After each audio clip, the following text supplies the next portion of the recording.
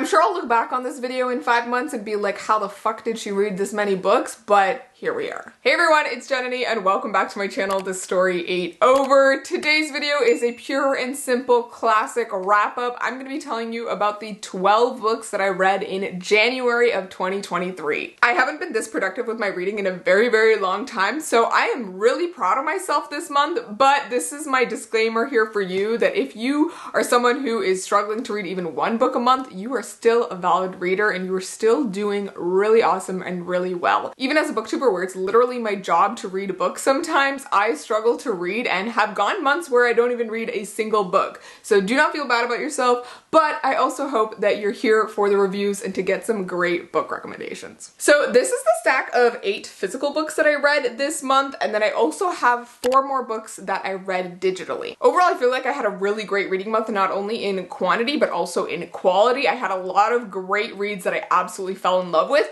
and that happened to me last year in January too, so I just feel like January is a really good month for me to discover some new favorites. For January, I had a pretty ambitious TBR, and although I did a whole video of my TBR for January, I had a whole secret TBR for 2 different challenge videos or reading experiment videos that I was doing. So overall, it was a really long list, and I think I hit all of the challenge video books that I wanted to read, but I failed to read a lot of the books that were on like the TBR video that I did. Regardless, I'm still really happy with all the progress that I made, and I'm so excited for next month as well. But of the 12 books that I read in January, I had some really, really great reads. So 5 of them were 5-star reads, 2 of them were 4.5-star reads, another 2 were 4-star reads, and then I had another 2 that were 3.5-star reads, and then I had 1 2.5-star read. As you guys may remember, if you've been watching my channel for a while, I don't usually rate my books based off of star ratings, but recently I've just been falling back in love with doing that, and it just gives me like a sense of my reading overall, especially for like an entire year. So I think it's still interesting to do. I still think that you should listen to like the review that I have or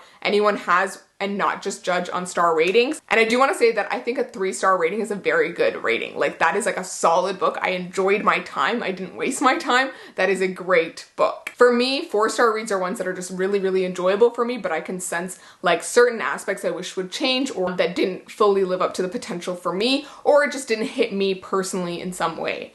5-star reads for me are ones that I just really, really loved, either for a personal aspect of it or an objective judgment of it, that I think it's just like an incredible book that I think everyone should be reading, or it's something really, really meaningful, that kind of thing. So with all that out of the way, let's get into the books that I read in January, and I'll go through them by my star rating. So I'll start with the lowest rated books that I read this month. Okay, so starting off with my 2.5-star ratings, I have Daisy Darker by Alice Feeney. This is a book that I read for one of the reading experiment videos that I did earlier in January, where I read BookTuber's 2022 favorite books. It wasn't like their top favorite, but like one of their favorites from that video that they did. So this was recommended by Gabby from Gabby Reads, and she's a lovely person and I absolutely love her recommendations.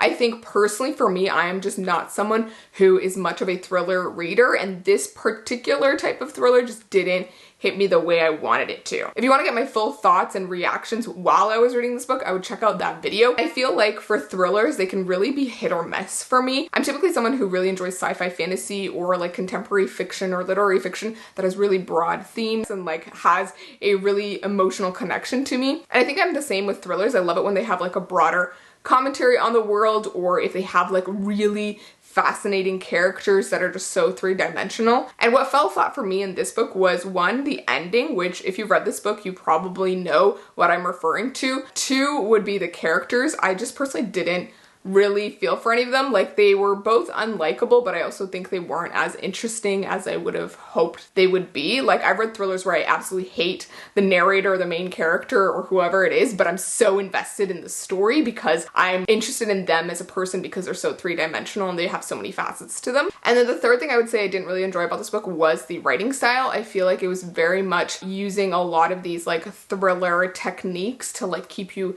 reading to the end, and it did work. Like I was still really invested in just finding out what happened, and it was very spooky at times, but I did feel like a lot of those things did take me out of the story a little bit, and I just felt like they weren't as subtly or well done as I would have hoped. For those of you who don't know what this book is about, basically it follows this one family called the Darker family, and it basically starts when the grandmother of the family calls her children and her grandchildren to her home in like this remote-ish area to come celebrate her 80th birthday. And for as long as they all remember, like she has had this prophecy or like knowledge that she would die shortly after her 80th birthday. And so at the gathering, she ends up reading out her will to her entire family, and they all find out what they're getting and not getting. And shortly after that, later in the night, she dies, and they're all sort of stranded in this house because it's like across a river and you can't like cross it during high tide. So they're all stuck in this house and trying to figure out what happened and who murdered her and all these different things. And as the story goes along, the stakes get higher, and it's honestly really interesting, and I think the concept is really cool. I just didn't love some ways in which it was executed and like the explanation for everything. This book definitely felt like Clue or like the movie Knives Out, if you're familiar with that, or Glass Onion. It was really fun and it had lots of great aspects to it. I just think personally, like in the scheme of all the books that I read, this definitely fell on like the lower end of things. Okay, next up I have my 2 3.5-star reads. So first up I have White Horse by Erica T. Worth. This is actually a really great book, and I listened to the entire thing on audiobook. I was listening to it while I was like getting ready in the mornings for like a few days where I had to go into the office, and it was just a great book to listen to. I think the reason I rated this one 3.5 stars is because I really enjoyed it, but I don't think it was like a favorite for me, so that's why I didn't get much higher. But I do think it's a very valuable read. Basically, this book is sort of a mash between a horror thriller and supernatural novel. It involves a overall mystery that the main character is trying to solve, and different aspects come into play, both like real social issues and also more metaphysical, spiritual, and supernatural things. Basically, this book follows our main character, Carrie, who is indigenous, and she self-defines herself as an urban Indian. And when her cousin Debbie finds this like bracelet that Carrie's mother used to own, Carrie starts to see these weird visions and like sort of ghosts following her and that kind of thing. And at some point she does realize that it's the ghost of her mother who is trying to tell her to sort of solve the mystery of her death. So her mother had gone missing when she was very young, like a child, and she had always assumed that her mother had just run off and abandoned her, but it turns out that she was presumed dead at one point, and there's a whole mystery behind her disappearance slash murder. Although the premise of the book is sort of based off of this like overarching mystery, I do think a lot of the book was focused on Carrie's relationships with both her family, her mother's family, her father's family, and also just with her cousin, who is a very big part of the book. And there's this whole discussion of how Carrie doesn't really buy into the traditional like heteronormative family structure and like getting married and having kids and just like being forced into this lifestyle, whereas her cousin is very much living that lifestyle and happy with it, but also facing her own various struggles with her husband. And there's a lot of friction between Carrie, Debbie, and Debbie's husband that just comes up frequently throughout the book. And I think it was just like interesting to see that. I feel like I haven't seen like the whole being friends with your married friend type situation very often in books. So it was actually quite interesting, and I like felt for Carrie but also Debbie and like how they were butting heads over things. And this is also a book of like self-discovery and like discovering your heritage and, you know, generations of trauma. And there are so many other aspects of the story to unpack when it comes to the Indigenous experience in it. And the solve to the mystery was actually a very heartbreaking one, but I think overall the book had a very hopeful tone and like continuing on and making the most of what you can vibe to it that I just really appreciated it. I do think parts of the mystery could have been done a little bit better and the pacing could have been a little bit less repetitive, but overall I still think it was a really great book. So I highly recommend if you're looking for like a bit of a mystery, a book about connecting to your roots and like figuring out generations of trauma and that kind of thing, like this is a great book. All right, the next 3.5-star book that I have is Crying in H Mart by Michelle Zauner. I want to preface this review by just saying that I know this book means a lot to a lot of people and I don't want to diminish that. I just think personally it didn't hit me in the same way that it did for a lot of other people, but I still think it's a amazing and fantastic book and you should definitely be picking it up. It's a fantastic memoir, and in it Michelle Zauner talks about her experience with grief and with the passing of her mother, and also her time taking care of her mother and being with her mother as she battled with cancer. One thing I love about this book is how the author uses food as a vehicle to talk about her mother and her relationship with her mother, and also how often food was a way that she framed her relationship with her mother, and that's that's how she found a way to connect to her. And it was just really, really beautifully written, and like there's so many descriptions of like the food and like the ambiance of being in H Mart that was just really, really amazing. And throughout the book she talks about her experience being Asian American and how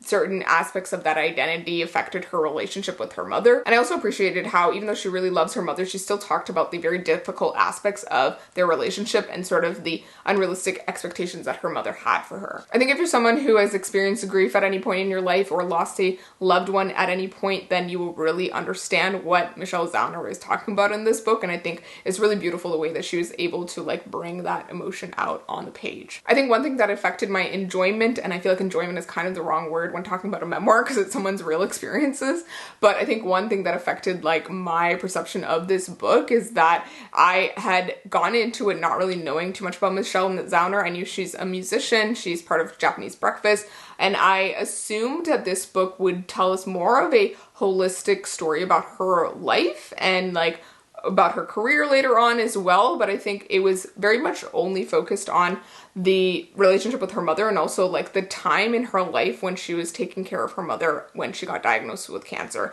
She talks about like moments from her childhood and all of that, but I do think I wish she had elaborated more on like later parts of her life after her mother's passing. And I felt like at a lot of points in the book she was sort of just recounting events and things that had happened, but she wasn't really pulling out not necessarily a message but just like something to take out of that story. Like I feel like a lot of memoirs that are written really, really well are ones that like tell you a story about a person's life but are also picking out sort of messages along the way and giving a commentary on just general things or larger issues and that kind of thing. I don't think that this doesn't, you know, make commentary on larger issues, but I do think it doesn't do it as well as some of the other memoirs that I've read. So that was just my personal opinion. You can disagree with me, but I still think this is a fantastic book. And if you are into memoirs, this is a great one to pick up. Alrighty, so onto my 4-star reads. First up, I have Love on the Brain by Ali Hazelwood. This is actually the first book that I finished for 2023, which was really exciting. And this is one that I dragged my feet on reading for so long. I actually bought the book like when it came out, but I had heard so many mixed reviews of this book last year that I just didn't feel motivated to pick it up. But thankfully I had that reading experiment video that I did at the beginning of January, and Chandler had recommended this book in her favorites video of the year. And so I decided to pick it up for that video, and I'm so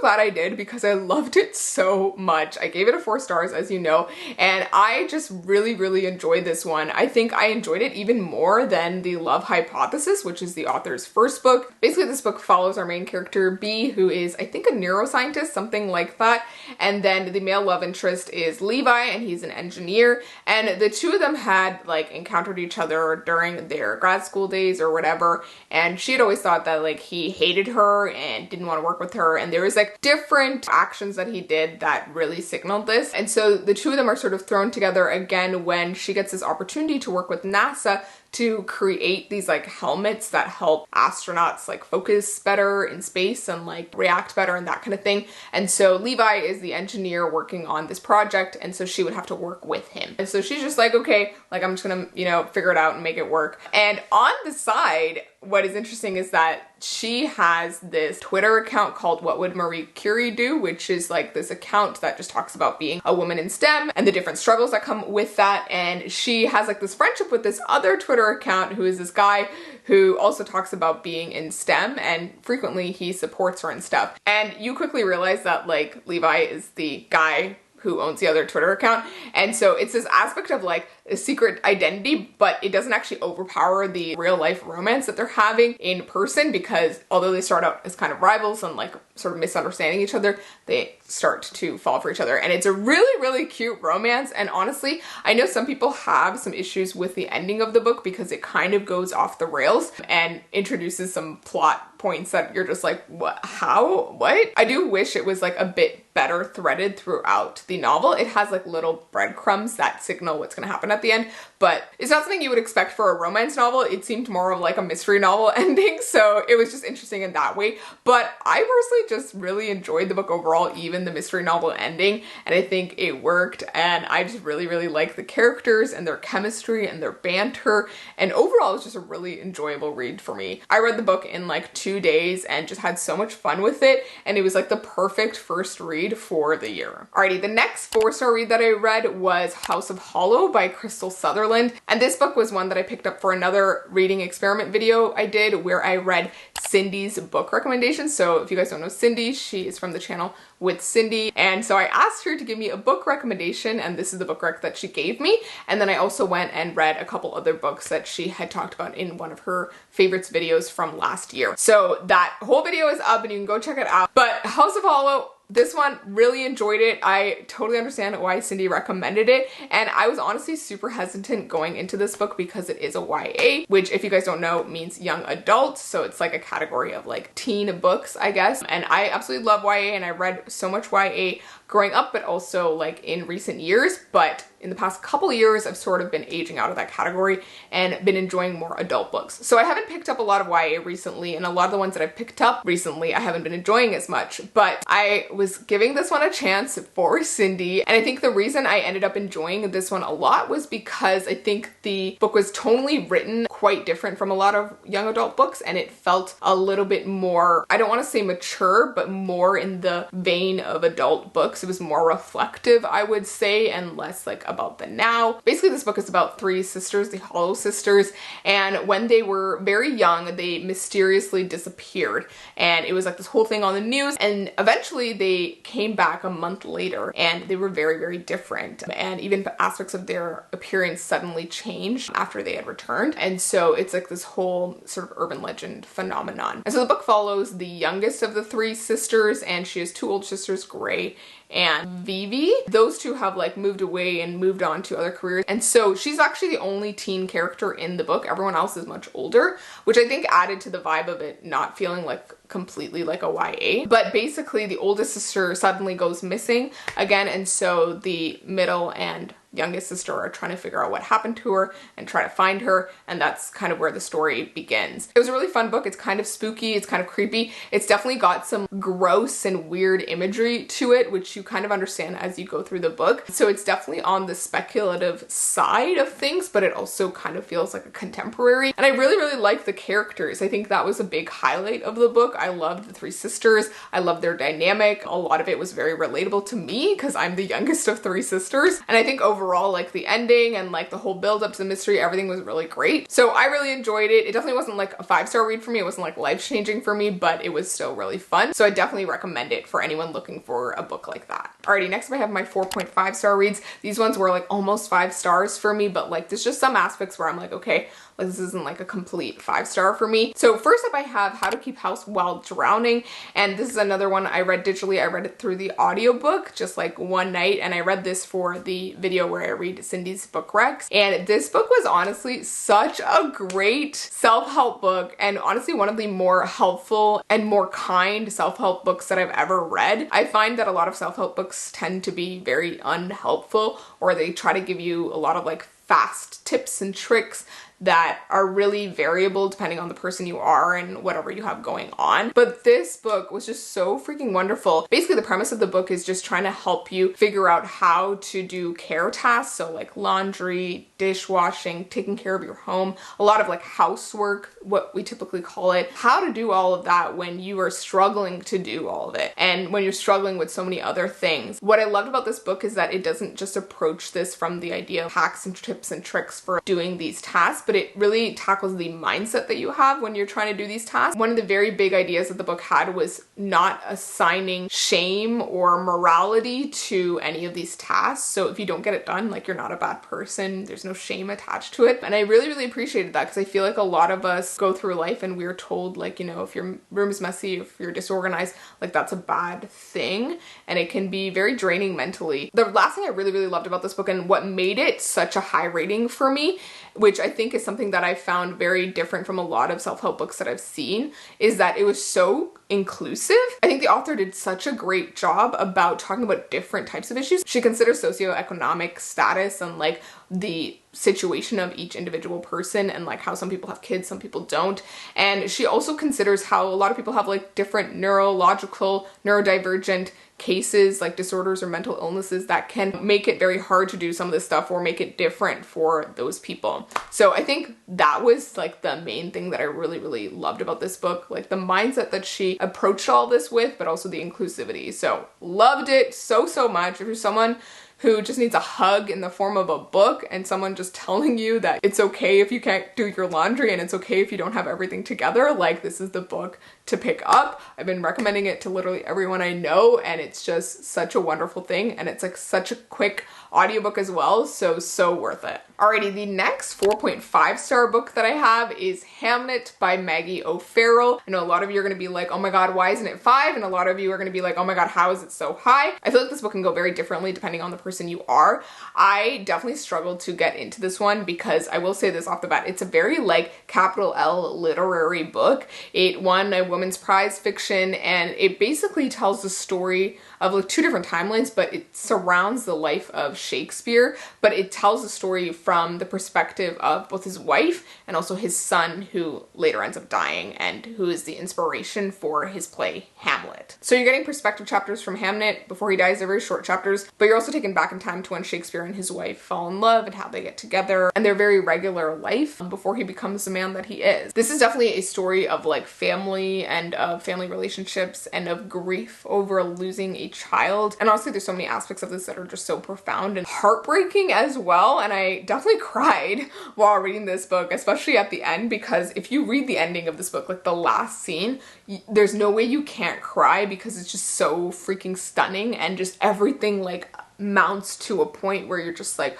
oh my god, so beautifully written. And I think like I give it like a whole ass star just for the writing itself. But I do think on the flip side, the writing itself can be a turnoff for some people because it can be a bit dense and like hard to get into. And what I found with this book is that I started to enjoy it a lot more once I started listening to the audiobook because it made it a little bit easier to focus. So I feel like if you're someone who struggles with like non-plot driven books, ones that are mostly vibes, this one might be a difficult read for you. But if you really love vibes, if you really love like character driven stories, this is a great one. And yeah, basically this one was like a stellar read for me. I felt all of the things and I loved it so much. And it's definitely one I'm gonna like think about for many years to come. But I took off a half star because it did take me so long to get into this one. Alrighty, we are on to my 5-star reads, and I have 5 of them, so bear with me, but I had such a great reading month and I'm so happy with all of these books. Alrighty, so first up I have In the Dream House by Carmen Maria Machado. This is another memoir that I read this month, and this is actually the second of 3 memoirs that I read this month, which is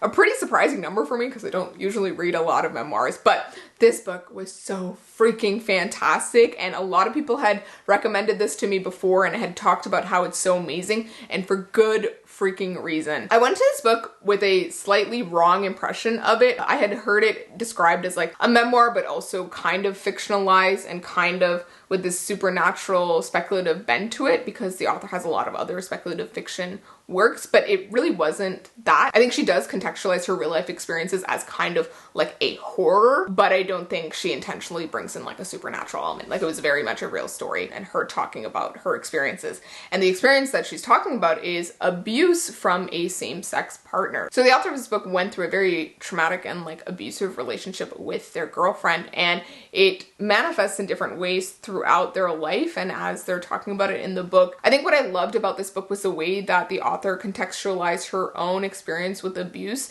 to the broader framework of same-sex relationships that involved abuse, and how very often queer people are viewed through this lens of very reductive tropes that don't give them the capacity to be thought of in certain ways, including in ways that they can be harmful. She uses a lot of references to different literary theories, including Saidiya Hartman, which is a theorist that I actually studied in university. She also talks about like the failure of the legal system when it comes to abusive relationships that go to court that are same sex, and how very often abusive relationships are viewed in these like gendered tropes, you know, man, woman type of thing. And the author of this book has obviously gone through a shit ton in their life, and they managed to, you know, bring that all to life on the page. And what I loved about the way this book was told is that it's split into multiple timelines, I would say, and there's one narration style where they're talking about themselves like in the first person, like I did this, and you know, those are the parts of the story where they're realizing, you know, later on that they've gone through this abusive situation and they're reflecting back on it,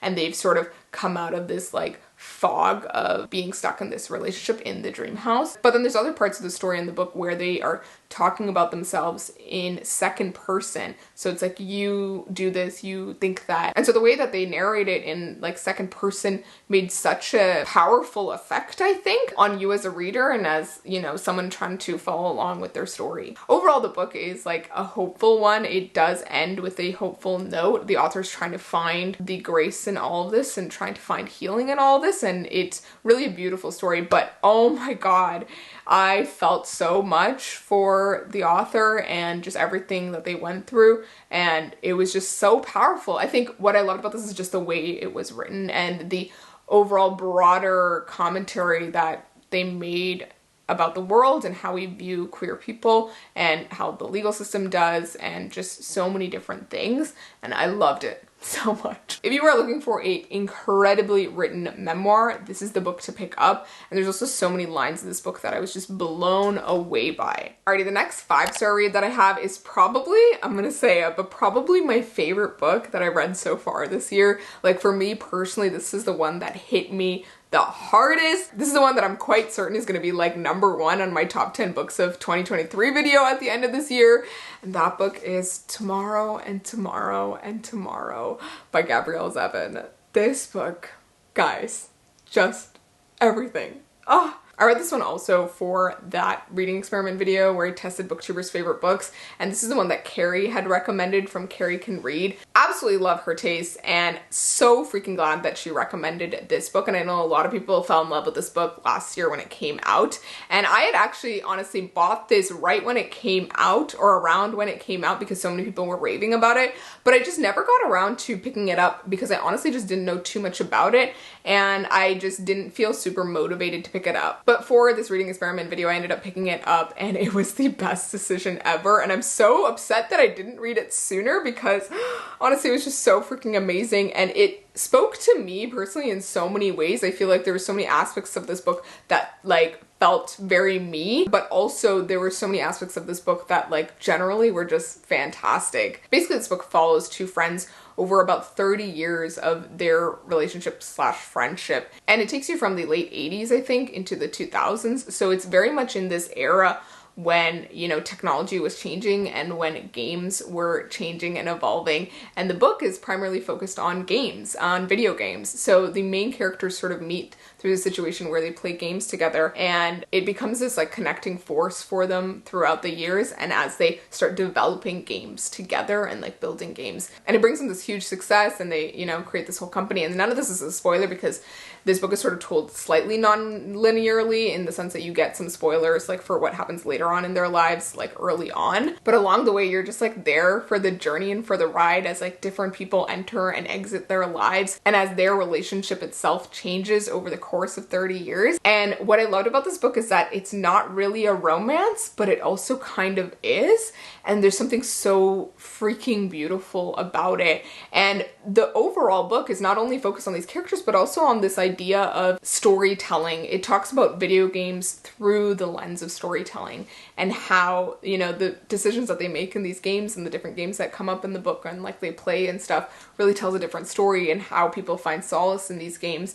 And also just make some commentary on like the video game culture in general in the world. And it was just such an incredibly well done book, but also so freaking well written. I could go on and on for ages about how much I love this book. Alrighty, the next 5-star read that I have was one that I'm so excited that I got to read like right away when it came out. And that book is Hellbent by Leigh Bardugo. So this is the sequel to Ninth House by Leigh Bardugo. And if you guys have been following me for a while, Ninth House was one of my favorite books from like a few years ago when it came out. And along the way, I wasn't sure like how I felt about it, because the first time I read it, I took a really long time to get into it, and I really enjoyed like the second half of the book, but overall it was sort of like a mixed-ish experience for me. But I recently reread it last fall and absolutely loved it so much. Like there's so many aspects of it that I appreciated so much more the second time around, and especially being a little bit older when I was rereading it. And so when I got to pick up Hellbent as soon as it came out, I was so excited, and I honestly just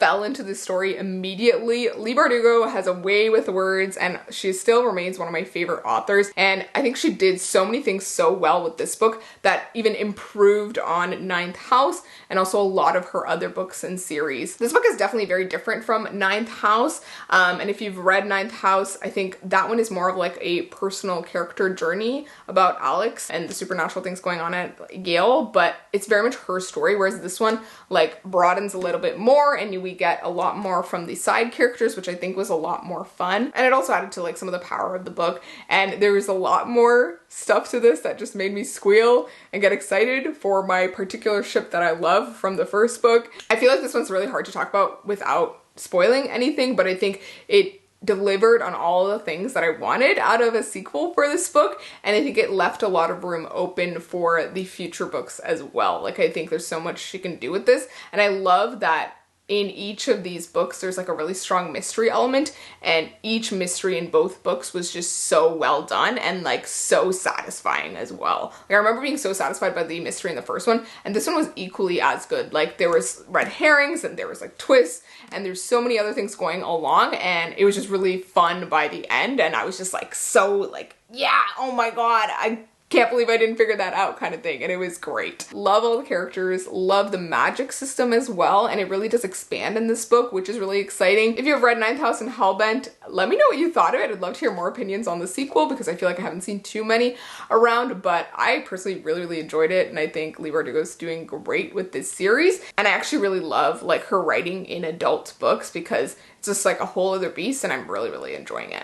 All right, the next book that I read in January that was a 5-star read was What My Bones Know by Stephanie Fu. This is another memoir. This is the third memoir that I read in January, and this one was just as amazing as In the Dream House, but for very different reasons. This is another one I read for the Cindy video, and this is one that she personally really loved as well, and I think I loved it for a lot of the same reasons. In this book, the author, Stephanie Fu, is going through a journey after finding out that she's been diagnosed with complex PTSD. And this is a form of PTSD that's different from regular one, where regular PTSD, it forms from like one traumatic experience, whereas complex PTSD forms from repeated traumatic experiences over an extended period of time. And so the experiences that the author went through was, you know, repeated abuse, verbal and physical, from both her mother and father growing up. This book is definitely a difficult one as you're learning about all the terrible things that happened to this author as she was growing up and the different ways that it's affected her life later on. But she's also someone who's quite successful on paper. Like, she has a successful journalism career, and you know, she's a loving partner. But despite all of that, she talks about how many struggles she goes through mentally in the background that no one knows about. One of the things I loved about this book was just like her talking about the complicated relationship that she had with her parents, and also their complicated relationship with each other and their past, and sort of the generations of trauma that have traveled through their community, and also the Asian American community that she grew up in San Jose. And I just appreciated the openness with which she talked about like her experiences with abuse, and how there's like a lot of people who knew she was being abused but like didn't say anything but tried to make her life easier in other ways. All this is just one aspect of the book, but the real premise of the book is actually the author going on a journey to discover how to deal with her complex PTSD. It's such a unique diagnosis and one that's like not recognized by a lot of mental health institutions, so it's hard to diagnose and get treatment for, and there's just not much literature online to like even learn about it. So over the course of her life, after she gets her diagnosis, she goes on this like journey of meeting different professionals, psychologists, therapists, doctors, and trying to figure out, you know, how she can make her life better. And she goes at it from an approach of not just mental health, but also like treating her physical health and her habits and like so many other aspects. And she talks about the limitations of the health system, the way that it's really hard to get care, and you know, it's very expensive for people, and like for people who are in situations where like they can't take time off of work, or they, you know, can't get the coverage, like it's so hard to even be able to treat this. And she talks about like her experience, you know, feeling like she was just this shitty person for so much of her life, and then realizing like, oh, it's because of all this trauma that she was exposed to that has like affected her permanently. One thing I think was so relatable was that she talked about how, as someone with complex PTSD, she was really good at thriving in high stress situations and situations where like everything was falling apart. Like when the pandemic hit, she was kind of okay because she had all the trauma responses, she had all the coping mechanisms to deal with things like that. But when it came to regular life and just being happy, she struggled to do that because she had been taught for so long to just like tense up and hold it. And that's what she wasn't prepared for. And so it's just this process of like unlearning a lot of these behaviors. Honestly, it's just one of those books that will just make you cry for when like she gets to the parts where she's actually genuinely happy and you feel so much for her and everything that she went through. Overall, this is just like a really powerful, powerful memoir that you will definitely not regret reading, because I think even if you can't relate to some of the experiences that Stephanie has in the book and like throughout her life, you can appreciate sort of the curiosity that she has towards learning more about her mental state and her mental illness, and, you know, learning about ways to treat it and helping others, and how she talks about the gaps in our various systems for people like this who have gone through situations like her. Alrighty, the final review that I have for this video, and the, you know, one of the last books that I read in January, which is a book I got an e-arc of, and which is coming out later this year in May, and that book is YELLOWFACE by R.F. Kuang. Guys, I read this early and I'm so freaking excited. So this is R.F. Kuang's next book, which is coming out in May. So R.F. Kuang, if you don't know, she's the author of the Poppy War series and also Babel, which rocked the world last year and one of my favorite books from last year. And I'm so freaking happy to say that her next book is yet another favorite for me. But I say this with a huge asterisk and like caveat that personally for me this was a 5-star read, but I can definitely see how it might not be for other people. But I do think it's one of those books that is just so important and something that a lot of people need to hear, and one that is going to definitely piss off a lot of people, but it's going to be so great for that reason. For those of you who don't know, YELLOWFACE basically follows our main character, June, I think, who is basically this like white woman, and she's a writer, she's an author, she has one published book, but it hasn't really seen the success that she wanted. And she has this friend named Athena, who is this very successful author who, you know, went through the same writing program as her, university program as her, and has seen so much more success than June has. And Athena's sort of whole brand is that she's like this very literary and like amazing Asian American author, and she's had a lot of successes under her belt, but she also has like this sort of mysticism to her process that everyone is just like enamored by. And June has considered Athena sort of a friend, but also not really a friend for most of her life. And one night they're sort of hanging out and the situation occurs where Athena ends up dead. She chokes and she ends up dead. And June is in this situation and she decides, like in a split-second decision, to steal Athena's manuscript for her new book that no one has read. No one has seen, but she's just finished it. And what she does is she takes it and then she basically edits it and makes it her own and publishes it as her own. And so this is like the story of that process, but also like what happens after and all of the things that happen afterwards, including some backlash and stuff. And part of the crux of this book is like the idea of YELLOWFACE and how she's pretending to be someone she isn't. So she doesn't necessarily put on like a whole new identity, but she does like sort of rebrand herself to make it seem more acceptable that she's writing this book, which is about like Chinese workers in world wars and like the racism that they face. There's a whole lot to unpack in the book, but it's so interesting the way that it is written because it is told from June's perspective, from the white woman's perspective in like first person. And it's just so interesting the way that like she justifies herself throughout the book for all the terrible things that she's doing. And it's just this really amazing satire of this type of woman who does these types of things. This is gonna anger a lot of the racists and a lot of the people who don't think they're racist, and I think it's going to be an important moment for them to stare themselves in the mirror. But I think as a person of color, if you're reading this one, this will be a really fun one. It's both like very disturbing and like it will make you angry to just read her doing these terrible things. But I think for me personally, like I approached it from this like standpoint of satire, and it's supposed to be kind of like ridiculous and kind of hilarious. It's just ridiculous how she gets away with so many of these things, and it's infuriating, but it's also like kind of hilarious reading it in this like fictional form, and it's meant to be a satire, so just keep that in mind. But yeah, it really delves into the racism and the favoritism in publishing and the different issues that people of color face in the industry, and how white authors are often given a pass for literally everything. And it also talks about like cancel culture as well, and how, you know, you can cancel someone as much as you want, but you know, they'll still be making millions. And it's just so frustrating, but it's also so truthful. I think that's the experience of reading this book. Like it's so frustrating to read, but it's also like so truthful. Like it's just right bang on the nose. Like it's exactly what happens. I think as someone who came from a background working in publishing, like so many of these things were so familiar to me, and I was like, yep, sounds about right, and like I could see this going no other way. And it was just interesting seeing like the psychosis of this character who could just like continuously rebrand and like rewrite and reframe the narrative so that she's at the center, and it was just so freaking fantastic. I cannot wait for this book to come out and to see what people think of it, but I think it's gonna make waves and I'm excited for it, and I honestly just love it so much. It's definitely a favorite for the year, and I know some people will read this book later on and be like, oh, it's so on the nose, she's so pushing her agenda, but I don't quite agree with that. She makes a very pointed effort to show that this is a satire, and it's meant to be both entertaining but also like poking fun and also revealing a very problematic aspect of this industry. I loved it. I hope you guys will love it when it comes out in May. Definitely go pick it up, pre-order it, support R.F. Kuang. I know the HarperCollins strike is going on, so keep that in mind. We want to make sure that we are supporting that as well until they get some sort of answer. And you know, if you can check out any of the resources that they have listed, I'll leave that link down below. With all of that said, those are all the books that I read in January of 2023. I had so many great reads on this list.